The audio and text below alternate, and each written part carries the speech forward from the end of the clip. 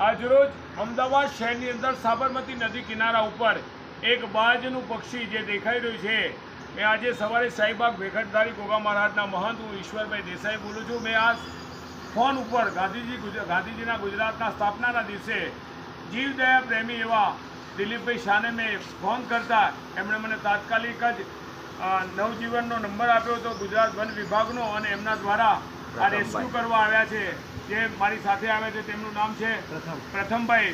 તો હું આ જે પક્ષી છે જેને કઈ શું છે ખ્યાલ નહીં થયો, પણ અમને એવું કહેવું છે કે બાજ પક્ષી છે, તો એને હું અમને મૂકીને અમને એવું કે સારવાર માટે અમને સ્વચ્છ થાય. અને આ ગુજરાત સરકારના દિલીપભાઈ શાહનો અને વન વિભાગનો ખૂબ હૃદયપૂર્વક આભાર માનું છું.